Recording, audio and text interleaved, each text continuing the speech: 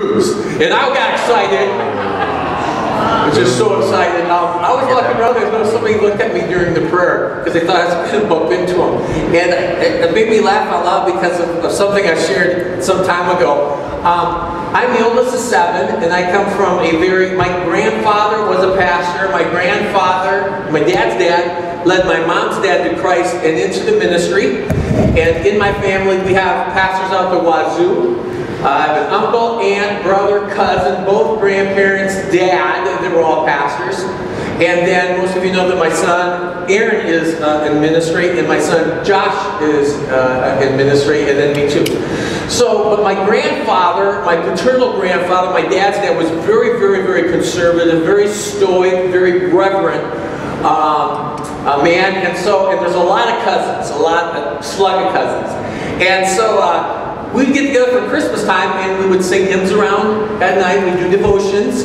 Grandpa would lead. We would sing around the piano some old songs that you'd recognize if you grew up in the church. And then my grandfather, we'd all join hands and we'd pray. And my grandfather, Peyton, would pray. And I think sometimes it felt like, you know how you were a kid? It felt like he prayed for everybody he'd ever met. He was a very godly man, a lot of respect for him. I can't remember talking to my grandfather. Because he just was a very, very kind of reverent, kind of stepped away type of grandpa. But I remember we would pray. And I don't know if you've ever stood and you're holding hands and you close your eyes, but you lose a little bit of equilibrium. You know what I'm talking about? So you'll start moving around, you know. And I just was a kid. And I remember, I just knew my grandfather was disappointing me because it didn't matter where I was. I mean, it'd be a circle of a lot. There'd be 30 or 40 of us, okay, in this circle. He'd be praying, and maybe there'd be other people once in a while would pray. But I remember every time I looked up, my grandpa would have one eye open, and boom, he'd have his eye on me. And I was like, oh, Grandpa somehow said my eyes open during prayer. And I just knew that that's kind of why I always felt like he didn't like me. Because every time, and I mean year after year, it didn't matter how many, if I opened my eyes, my grandpa was looking at me. I mean, he had looking right at me. Now, fast forward, I'm 33 or 34, Yvonne, my wife, was there, and I'm telling Dad, I said, you know the thing I remember about Grandpa Peyton? Every time I looked up, Grandpa would be looking right at me, and with that, just like this, looking right at me, and he knew that I would open my eyes during prayer. And I knew that my dad just started laughing. My dad could not get his composure, and when he finally got his composure, this is a true story, he said his eye was open because that was a glass eye. Now, I didn't know that. He had lost his eye as a young man, and they put in a ball, and I never knew that he had a fake eye because he couldn't close that eye. I spent my whole life thinking my grandpa was disappointed because he had one eye open. But anyway, it's random, it has nothing to do with the message. I've had too much caffeine. Now, there's a Bible verse that I really like that we throw around here a lot, and it's from John 10:10.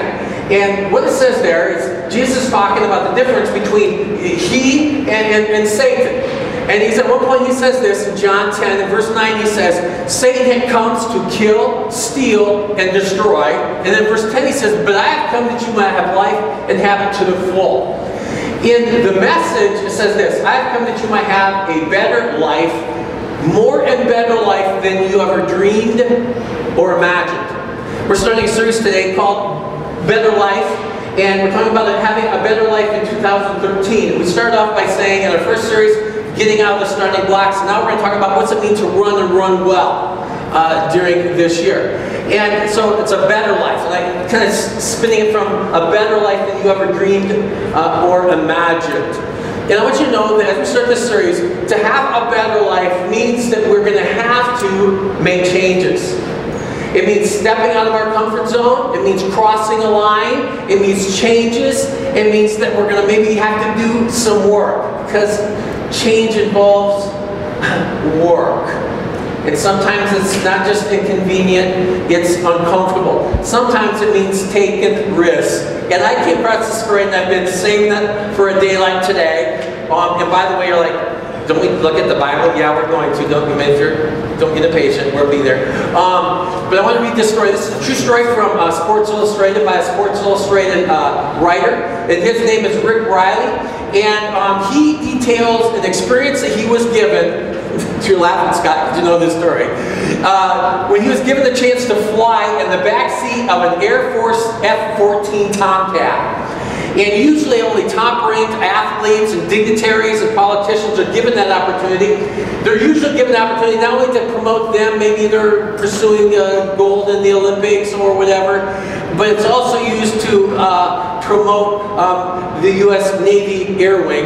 And so I want to read to you his article, if you don't mind, and it's not that long.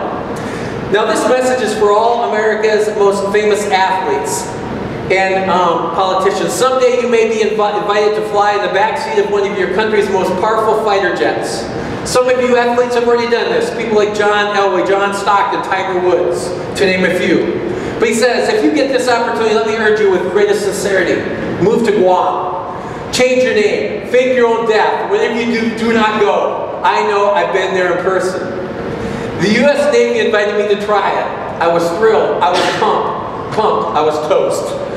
I should have known when they told me that my pilot, Chip Biff King of Fighter Squadron 213 at Naval Air Force Station in Virginia Beach, would be my pilot. I should have known. Whatever you're thinking Top Gun like Biff King looks like, triple it. He's 6 foot, tan, ice blue eyes, wavy surfy hair, finger crippling handshake, kind of like you get from a man who wrestles alligators in his leisure time. If you see this man, run the other way, fast. Biff was born to fly. His father, Jack King, was for years the voice of NASA missions. T-minus 15 seconds and counting. Some of you remember. Chip would charge neighborhood friends a quarter each to hear his dad talk. His dad would wake up from a nap surrounded by 9-year-olds waiting for him to say, "We have liftoff." Biff was to fly me in an F-14D Tomcat, a ridiculously powerful $60 million weapon with nearly as much thrust as weight. I was worried about getting airsick. So the night before the flight, I asked Biff if there was something I should eat the next morning. He said, bananas. I said, for the potassium? He said, no. They taste the same coming up as they do going down. The next morning out on the tarmac, I had my flight suit on with my name sewn over the left breast. No call sign like Crash or Killer or Leadfoot, but still very cool. I carried my helmet in the crook of my arm as Buff had instructed me. If ever in my life I had the chance to get a date with Nicole Kidman, this was it.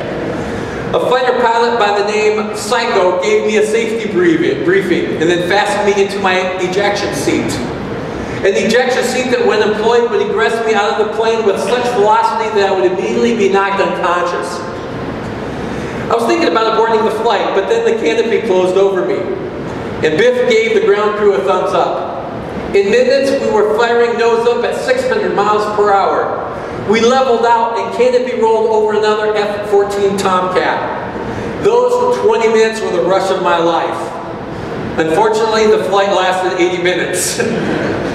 It was like being on a roller coaster at Six Flags Over Hell, only without rails.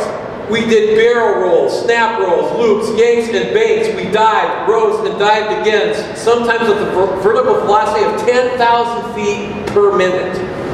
We chased another F-14 and it chased us. We broke the speed of sound. Sea was sky and sky was sea.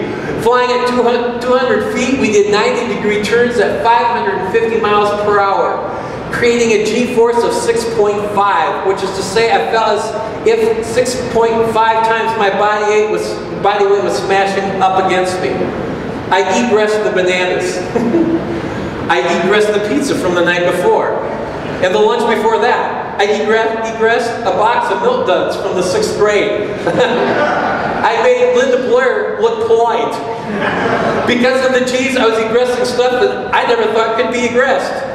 I went through not just one airsick bag, but 2. But Biff said I passed out, not once but twice. I was coated in sweat.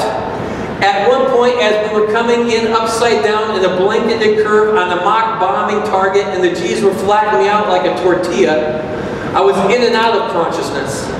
I realized I might have been the first person in history to actually throw down. I used to know Cool. Cool was Elway throwing a touchdown pass. or Norman making a 5-iron bite.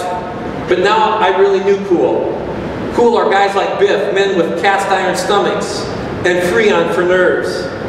I wouldn't go up there again for Derek Jeter's Black Book, but I'm glad Biff does so every day, and for less a year than a rookie reliever makes in a single game. A week later, when the spinning finally stopped, Biff called. He said he and the other fighter pilots had the perfect call sign for me. He said that he was sending me my own flight suit with my name and new patch on it. What is it? I asked in excitement, then he gave it to me. 2 bags. Now, the reason I share this story with you is I think that most of us would say that we want a better life and that we want a life that is an adventure. I think most of us say, yes, I want an adventure. And yet, if we're really honest, we don't want that kind of adventure. I wasn't going to do it, but I'm not going to do it. But if you had the opportunity to take that flight, the question I want to ask you is, would you? Some of you said, after reading that, no. Some of you would say, I wouldn't want it if it was in a regular plane or an airliner because I just don't like flying. But then again, I want you to know, that's why some of us, if we're really honest, never change, because we're never willing to take risks. I want to tell you, we don't like to take risks. Some of you know that, do you know that I'm going to say the male brain in women, I know some of you are saying there isn't such a thing. But did you know that the male brain actually develops at a slow rate, that the male brain does not? You know how kids take risks, especially guys? And you're like, what's that all about? But they've done studies that the male brain that develops fear is slow. It develops slowly. So young men will take risks that girls would consider foolish, that guys our age would consider foolish, because they don't fear the consequences as much, because they don't sense it. But as a male gets into his early 20s and then into his late 20s, he develops that. That's why, like, when I was a kid, I did stupid stuff. It wasn't just risky, it was ridiculously stupid. Because I used to think, what's wrong with me? My wife would think, what's wrong with me? We were driving on Vinyl, she's sitting right over here. We were driving down a highway, and I was talking to her, and I said, tell me you love me. She goes, what? I said, tell me you love me, or I'm going to do something totally crazy. She goes, okay, do something totally crazy. Now she's driving this little teeny Datsun that we had with a little sunroof. True story. She's driving 60, 65 miles an hour, just flying. And so I open the door while she's driving, get up on top of the car, look through the sunroof, and then lay over the windshield. Okay? Thankfully, she didn't panic and hit the brakes, because I've been on the car when they do that. That's not good. And Truvan, the idea of doing that now, what was I thinking? I mean, if a deer runs out, I get to know them intimately. If the tire blows, I'm gone. But I didn't think about that. I was like 21, 22 years old. Okay? Now, that kind of stuff just makes me sick to my stomach. We were on tour with a bunch of kids. We took a bunch of kids out to Colorado to an event in 1981 at the Adams County Fairgrounds just outside of Denver called Jesus Rocky Mountain, kind of a 3-day Christian music fest. And we were actually up in the mountains, and we were in the city thing. We were in the charter bus, got up there, and then they had the city where you walked out, and you're actually looking like over a cliff, and it drops several hundred feet. So I'm 22, and that part of my brain doesn't work. And I went running, jumped up in midair, turned around in midair, and as I was going over the fence, then hung there. Okay, the fence. It just made me sick telling that story. Okay, so we don't like risks as we get older. And the older we get, we don't like to take risks that are a lot less stupid. We get comfortable. We get secure. We get predictable. My wife says all the time, because if we have to eat, I say, what you ordered? She goes, I'm not telling you. True, Bob? I go, why? She goes, because you need to make up your own mind. You'll just get the same thing I'm getting, okay? And that's kind of true. But she also knows that if we go to restaurants, I order the same thing off the menu every time. I'm predictable. Why? Because I know that's good. I don't want to step out and spend $8 on something that I might not like. Does that make sense? and we get comfortable.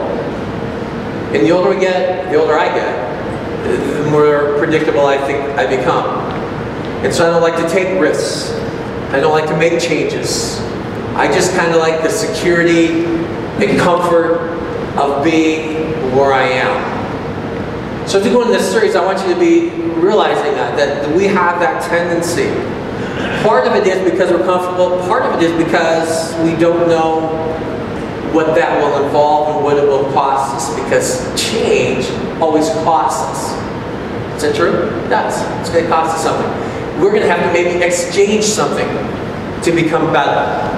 It might mean a behavior that needs to end. It might mean priorities that need to be reshuffled. It might be relationships that either need to be invested in or pulled away from because it's not a healthy or good relationship for us. So I just want you to know, as we go into this thing, we're talking about getting a better life, I want you to know it's not going to be a comfort thing that's easy. Because change is not easy. It requires us to make sacrifices, and to make changes, to invest energy, and to change sometimes even mindsets and attitudes. Jesus said, I've come that you might have a better life than you ever dreamed or imagined. I have a friend who put on Facebook this last week that they have changed their passwords for all of their password accounts. And it's kind of funny, those of us who are my age, that password is interesting, but all of us have passwords for Facebook, if we have more than one email, for our bank accounts, all those kind of things, different credit cards. And their passwords are all incorporating the idea that this year is going to be the best year ever. And they said, I need to change my attitude because I'm comfortable. I don't want to change, but I need to make changes because I don't like where I am, and I want to be in a better place at the end of 2013. So I like that. So I want you to go into this with the idea that to experience the best, I need to make changes, but it's going to have to start with an attitude that says, I'm willing to do so. Okay, regardless of the cost. Now, with all that stated, and that's all intro. That was free because it's not my notes. All right, I've only got like 5 or 6 stories, so if you've been here for more than a year, I apologize. But I've shared this before. My dad had a high school yearbook, and for some reason I got out, mostly because I wanted to see what my dad looked like. I had to be reminded that he was actually human and normal. You remember that being a kid? And that he was probably, like when I was 16, he was probably a dork like me. So I'm going through, it happened to be his high school senior year annual, and I'm laughing because Scott videotaped and he realized, hey, he was moving everywhere and I was there. I probably looked really good when I was over there. You're killing me, man. Here's the chair.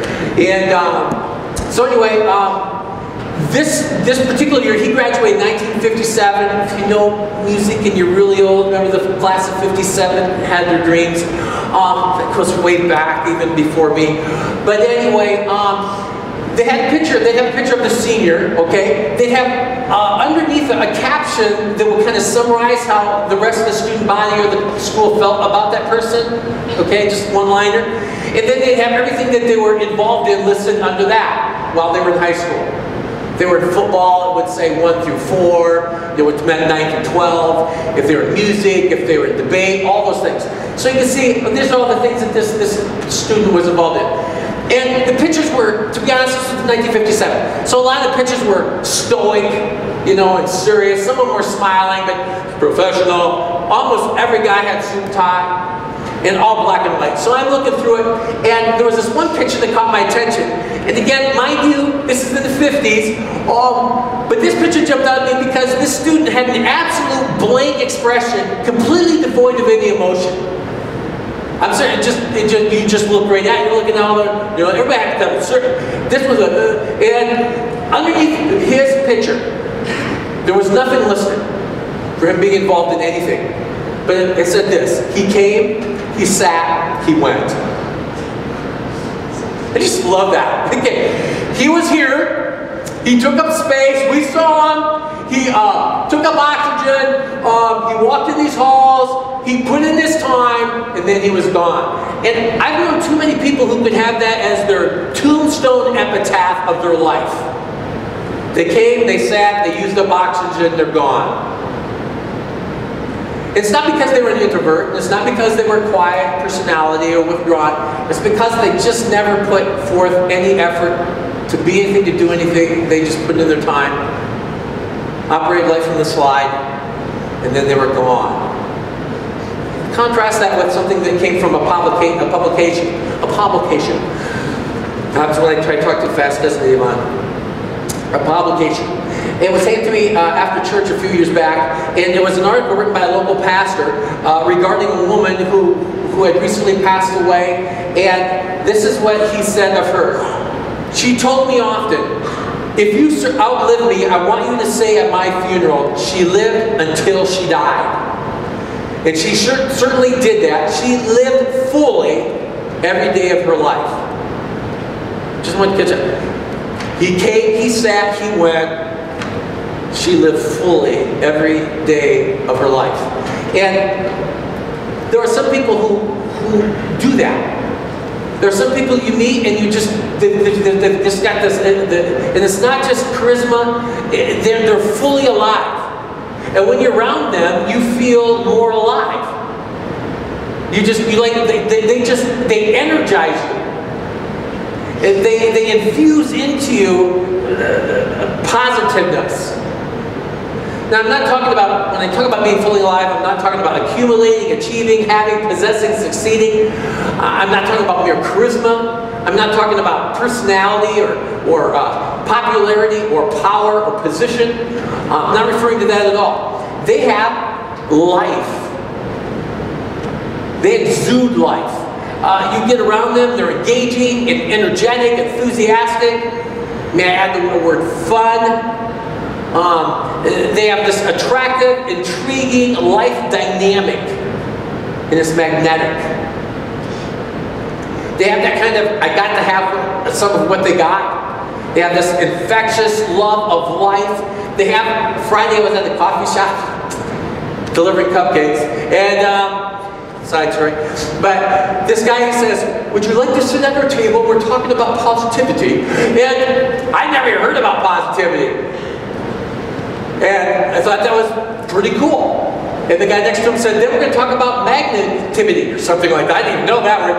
And, but the person, they just have the infectious, positive, can-do attitude. The cup is not only half full, it's always full. We love, nobody wants to sit down and have a cup of coffee with Debbie Downer. Wah, wah, wah. Nobody likes that. You want to be around somebody who has that. So the question makes me ask is this: how does a person get there, and how can I get some of that? And again, why is the reason? Because I think all of us want to have a better year this year. And again, I'm not talking about a life defined by stuff. I'm talking about life that comes from something deep within. That comes from inside out, not outside in. So that's what we're going to talk about for the next few weeks. We're going to look at a passage in Hebrews 11, and we're going to look at just a little bit about Hebrews 11. If you know anything about the chapter, it's called the Faith Hall of Fame. If you please, it's about ordinary people who accomplished the extraordinary because they had the God element in their lives. They were not perfect people. We have this tendency to look at Scripture, and then what we do is we see this person in the Bible and say, oh, I can never be like that. And then if you start reading about them, you find out, oh, they're a dweeb just like me. They like their coffee hot. They had to get up and hassle with their spouse. They had kids that were demon-possessed.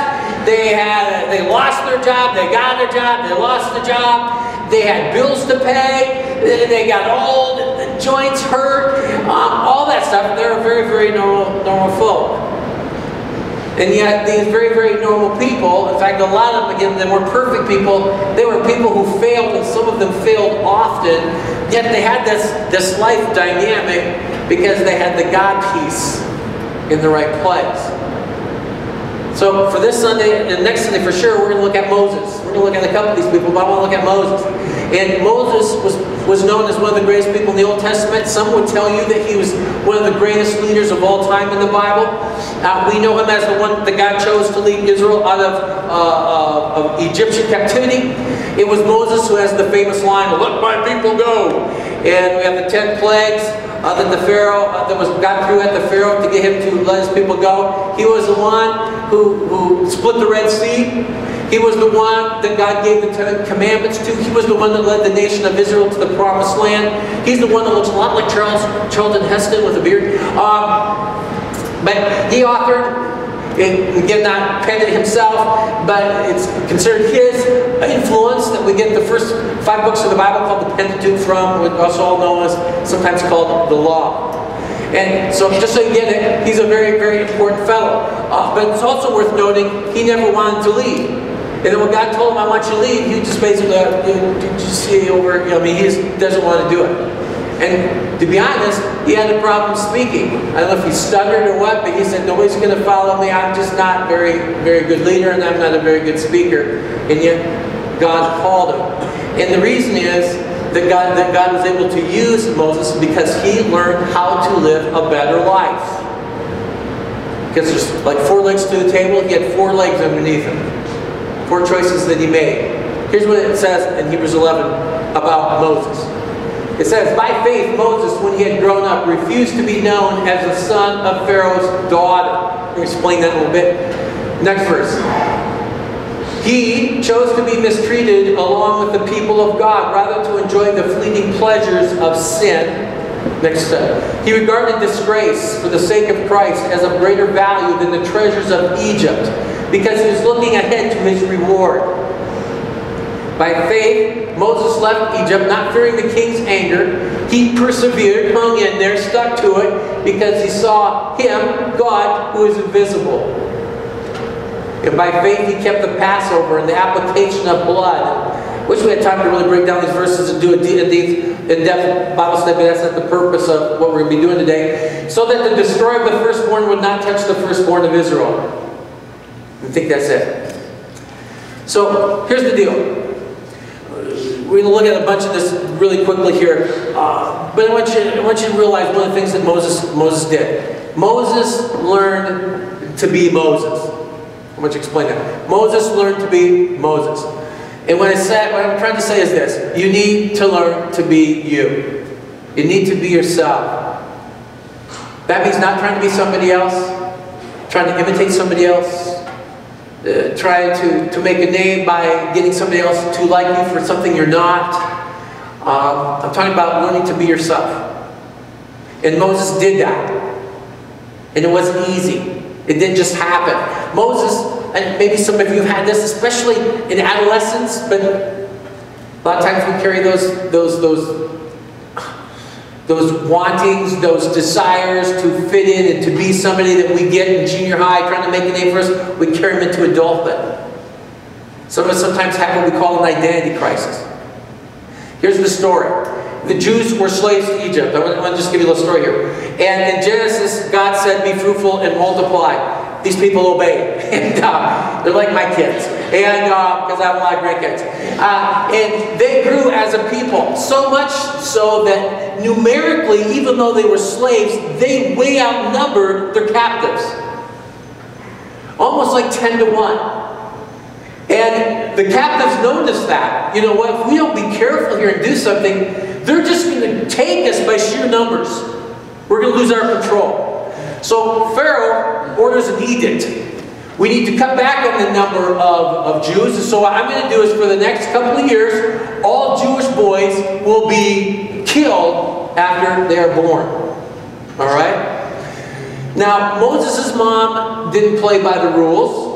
And when that edict came out, she was pregnant, and she goes, not going to happen with my child. So she somehow hides this pregnancy. She gives birth to a son, and you know what she does? She's not going to have him run home, because what's a baby do when they're hungry and cries? Somebody's going to find out, and this child's going to be put to death. And Pharaoh's soldiers, his entourage, was always on lookout for young male babies.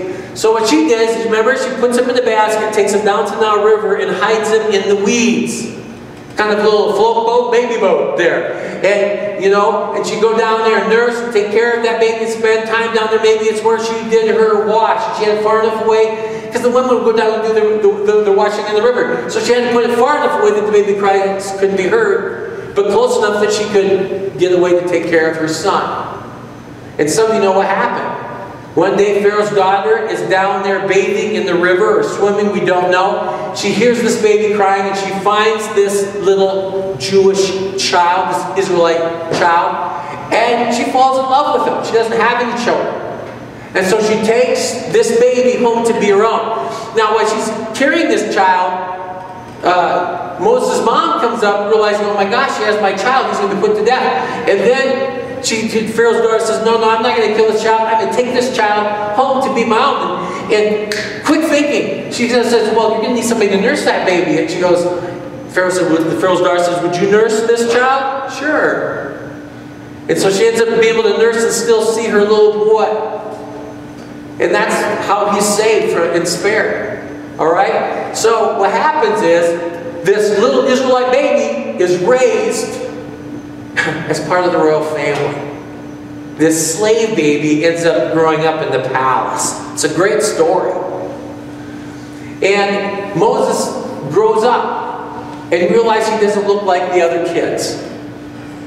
The ethnicity issue there is pretty black and white, no pun intended. He's different, but he is son to Pharaoh, who's going to say anything. But you know some of that gibbering had to happen within the family. Can you imagine? Come on. You know what kids are. You really don't belong here. I'm the oldest of 7. We have a brother named Keith. He was always kind of a pain in the butt. We used to tell him all the time, you know you're adopted. We used to tell him all the time. That's why you look different. And bothered him. Still bothers him. It's okay. He'll get over it. Therapy's helping and so does medication. But so he was born Jew, but raised Egyptian. Alright? And one day he came to a fork in the road and he had to decide, who am I going to be? Am I going to be a Jew, or am I going to continue to go on with this facade and pretend to be something I'm not? And it was huge. I mean, that was a tough decision. It was going to be pivotal. It was going to set the course for the rest of his life. It was going to affect his destiny. If he says, I'm an Egyptian, he would have to turn his back on his own people, but he'd get to enjoy a life of ease. And that's why the verse is said to enjoy the pleasures of life for a while. He could live in the palace. He could eat at the king's table. He would have a promising and outstanding career. He'd have fame and fortune. He'd have a life of ease on Easy Street. In fact, rumor has it, as you study, that he, even though he was adopted as a son, he would be in line to be a pharaoh himself. But if he says, no, I'm going to be with my people. I'm going to be who I was born to be. I'm going to be a Jew. He'd be probably kicked out of the palace. And he himself would go from being in the palace to being a slave. And he chose to be a Jew. And that decision was expensive. In fact, it cost him 80 years. 80 years, if you know the story. Because he took matters into his hands. We'll probably stay a little bit next week. And he ends up killing an Egyptian who was beating a fellow Jew. He buries him in the sand. Word gets out. Now he goes from being family to being a fugitive.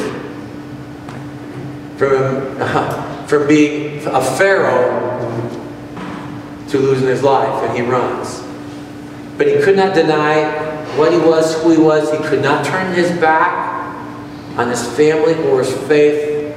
He could not walk away from his people. And it was not easy. Those kind of changes are not easy. Because we like to be comfortable. We like routine. We like sitting at the king's table. I want you to know that more often than not, doing the right thing is not easy. And doing the right thing doesn't get pats on his back. People don't stand up, you get a smiley face. That does not happen. Okay, a lot of times. In fact, sometimes you do the wrong thing, it's going to cost you, and it's going to result in heat. But there's a word for this, when you do the right thing even when it's not comfortable. The word that's kind of rare in our culture is integrity. Another word that we have is the word character. Do you ever think that Moses wanted to step over that line, but that want to also is accompanied by a not want to.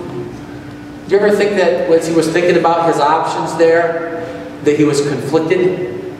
That there was a lot of indecision in whatever decision he made?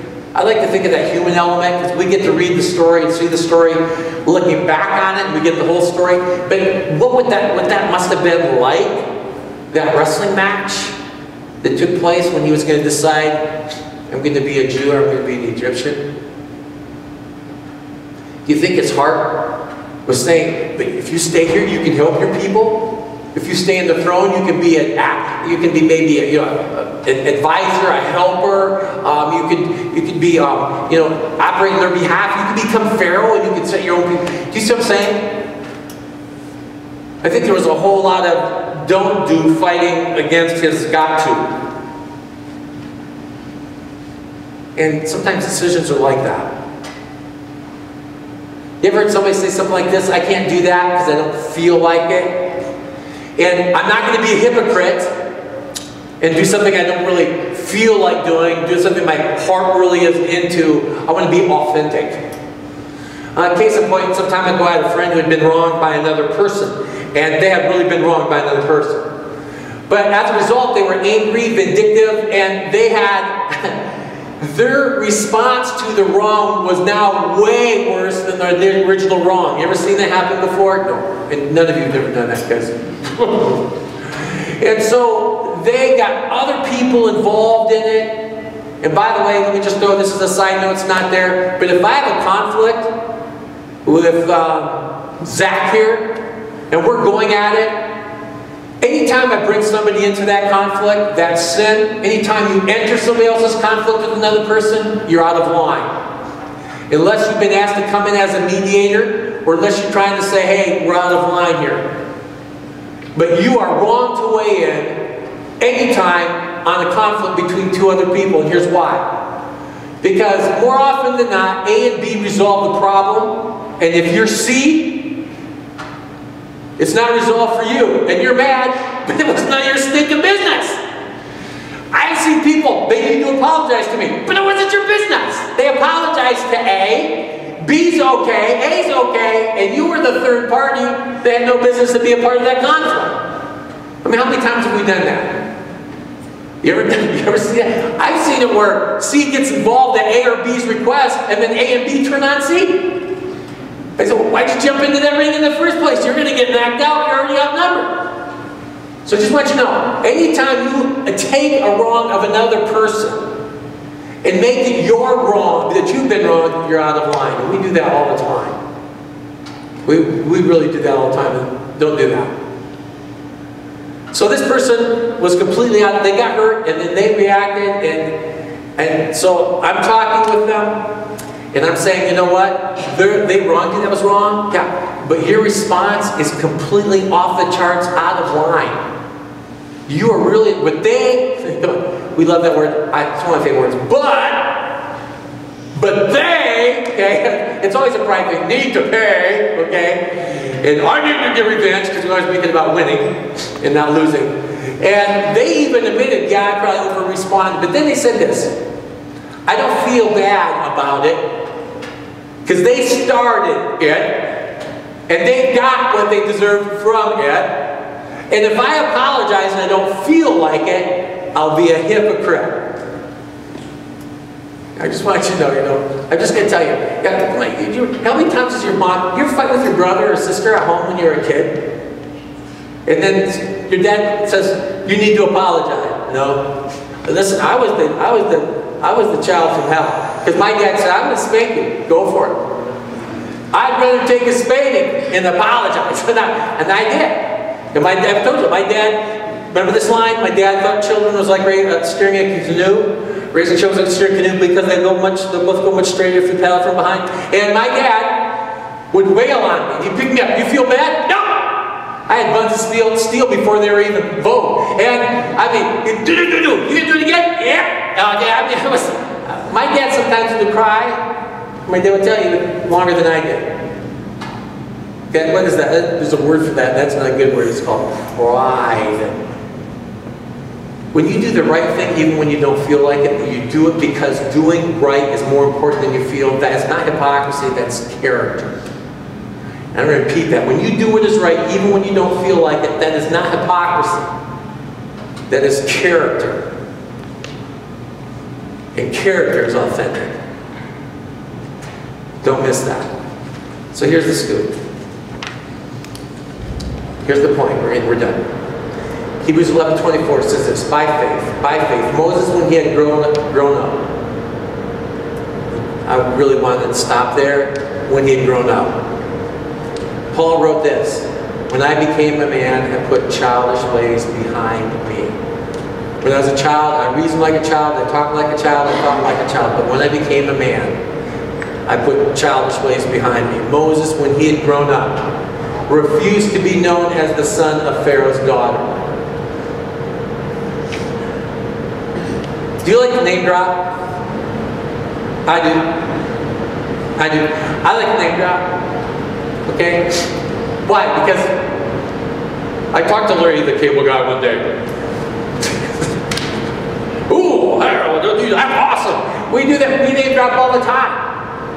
We were just talking to Jeff before the service, and he'd run into Bo Pelini, and I ran into Bo Pelini at the coffee shop shortly after we moved here. And I walked right up to him at Starbucks. And if you know anything about Bo, Bo's not a people person.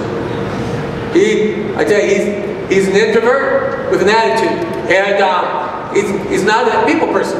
He's not a bad guy. He doesn't feel comfortable with people. So I just walk right and get into his space, okay? And I said, Bo. I said, Coach. He goes, yeah. I said, my name's Greg. You don't know me. I'm a pastor of church that you don't know. Probably won't go to because it's Catholic. But I said, Bo. Really glad to have you here. I'm excited about you being here. And I know it's not going to be easy to turn this ship around. It's like, you probably feel like the raging chairs on the Titanic. This sucker looks like it's going to sink. So I want you to be patient, but I'm excited about you being here because I'm looking forward to intensity again.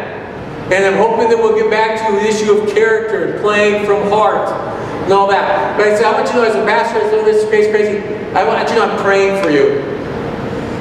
Because I said, since you're not patient, things like that.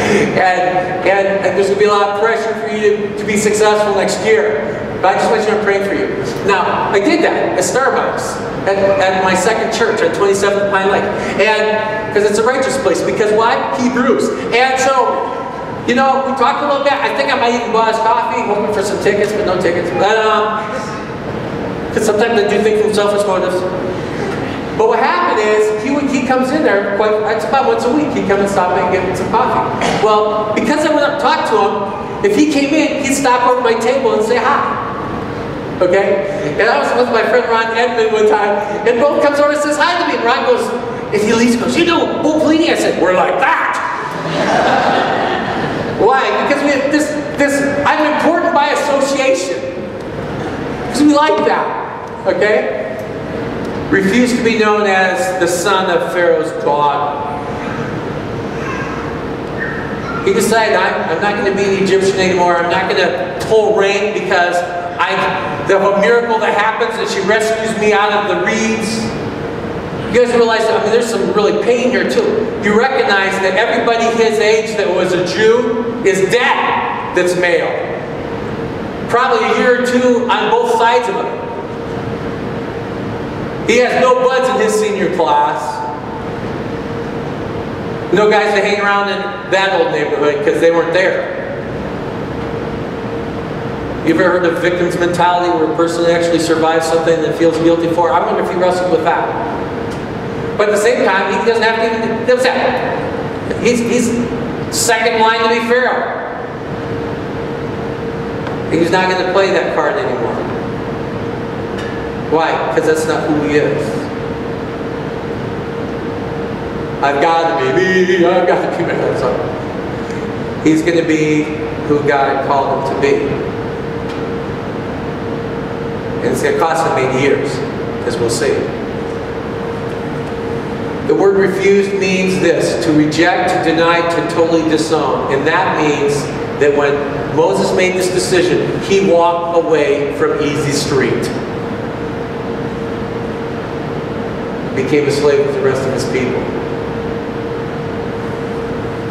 Was that hard? Yeah, but I think there's something liberating in being yourself. Years ago when I was a freshman, sophomore in high school, I didn't know who I was. Do you remember those adolescent years where you're living in yourself? And I'll never forget that I was in this conversation, and apparently I had many faces, depending who I was with. You know what I'm saying? And a guy named Russ, who was in my class, pulled me aside. This guy was not brilliant. This is not a guy who was a philosopher. This is not a guy who was well-read. The word psychology wasn't even really in our vocab back in that day. He pulls me aside and he goes, you know what's weird about you? And I go, what? This is him telling somebody who already feels very insecure.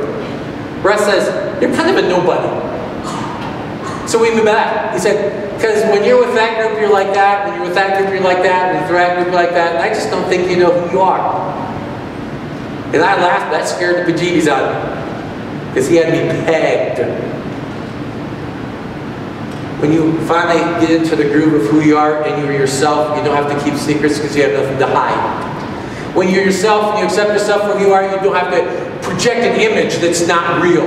You have to be something that you're not. You don't have to worry about somebody finding something out because you just get to be yourself. The handcuffs fall off and you're free.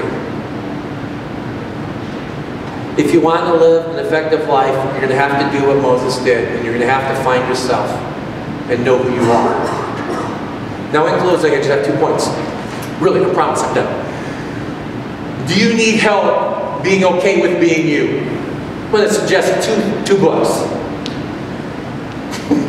Did I leave them?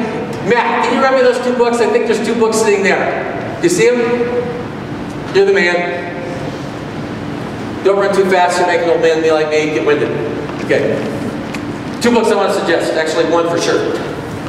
Number 1, if you want to learn to be yourself and who God created you to be, there's 2 points to this. Number 1, you need to probably give yourself to God.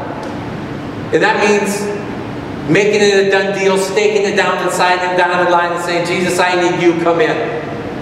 Can't do life without you. You said life comes from you. I need to be plugged in. So Jesus, come into my life. That might mean saying, forgive me for the junk I've done, even though it's not required. It might be, I don't know what that means. Not required. It means simply, I'm signing the dotted line and I need you in my life. Jesus, come into my life. Because he ain't going to come in unless you ask. That's how it works. For some of us, it might be getting back in line with who we are because we came to him but we've drifted. Happens often. And just coming back and say, okay, God, I need you back as a priority, as the priority of my life. But maybe you don't know what that means when you have Christ in your life. Here is a great book. I'm reading this book. It was a gift from my son, Josh, written by his pastor. You're probably saying, you're a pastor, have you written any books? No, so shut up. Because I'm not that talented. But it's a book and it's entitled, Who Do You Think You Are? I just want to read you. So it's not, don't think of it. I'm just going to read just a little paragraph from the inside of the leaf here. Who do you think you are is a reminder that you recognize who you are when you look in the mirror in the morning. And who you see in the mirror means everything for the way you walk through the rest of your day. The contents alone speak volumes. I am blessed, I am reconciled, I am a saint, I am afflicted, I am a child, and I am saved. And basically say, if you have Christ in your life, half of our problems, half of our mistakes, if not all of them, come from the fact that we forget who we are and who it is we get life from. Great book. An easy read. I'm a little bummed for me, there's no pictures. But it's a good book. Okay? That's 1. Number 2. You need to find your own voice, and I finish with this. Okay? Hey Scott, I'm walking. We videotape these, and then we dub in somebody else's voice. Is really good. This is from a tremendous, tremendous book. If you'd be interested in going through this, it's something you really don't want to go through alone, but I'll be taking 2 groups of men through this, and this is not for the faint-hearted. This is hard stuff. Because what I'm about to read for you, you'll figure it out. Okay? Oh man, do I wish I had brought my glasses. Okay, I hate small print. This is what it says. It's written by a guy who wrote a fascinating article called Finding Your Own Voice. And he defines 3 phases of the leadership development. And by the way, you say, I'm not a leader. Everyone leads and influences lives. The average person, do you feel average? The average person impacts and influences 10,000 lives within their lifetime. So hello, you're a leader.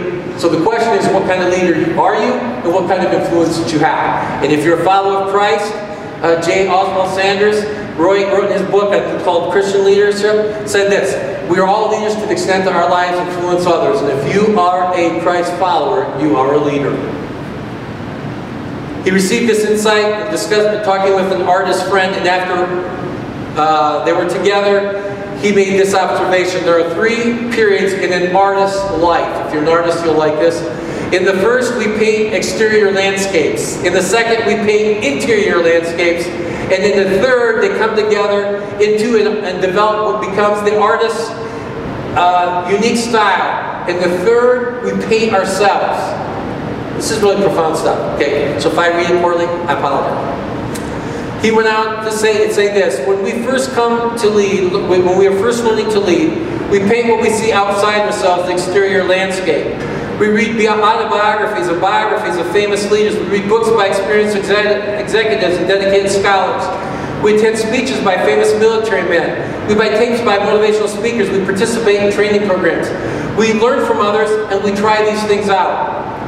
We do this to master the fundamentals, the tools, and techniques. And we're clumsy at first, failing more than succeeding. But pretty soon we can give a speech with ease, conducting a meeting with grace, and praise and employed with style. It's an essentials, period. An inspiring leader can no more skip the fundamentals than can an aspiring painter. Then it happens. Somewhere along the way we notice how that last speech sounded mechanical, rote, how the last meeting was boringly routine, and how that last encounter felt terribly sad and empty. We awaken to a frightening thought that the words aren't ours, that the technique is out of our text, not straight from the heart. And it's a truly terrifying moment. We invested so much time and energy in learning to do all the right things, and suddenly we see that we are no longer they no longer service us. They seem hollow. We stare into the darkness of our own interior territory. We begin to wonder what lies inside. For aspiring leaders, this awakens and initiates a period of intense exploration. It is a period of going beyond technique, beyond training, beyond copying what the masters do, beyond taking the advice of others. If we surrender to it, after exhausting experimentation and painful suffering, there emerges from all of those abstract strokes on the canvas an expression of self that is truly your own. If 2013 is going to be a really good year for you, and the best year ever, it's going to be because you found your own style, you found your own voice, you learned to be you. Let's pray. God, I don't know how everybody else feels, but 1/12 of a year is already gone. And we're closing in on 10%. And if we keep being busy and running and going through lists and doing activities and falling into routine and being comfortable, before we know it, New Year's Eve will be here again, and we'll be looking back wondering, have I made any changes? Have I made any progress? Have I just wasted another year? You tell us that we can have a better life than we ever dreamed or imagined, and if that's going to happen, it has to happen because we connect with you and do life your way. And we need to find our own voice. We need to be who it is you create us to be. Help us to pursue that, to make the changes, to do the work, so that we can experience the life that you have promised us. And I pray this in Christ's name. Amen.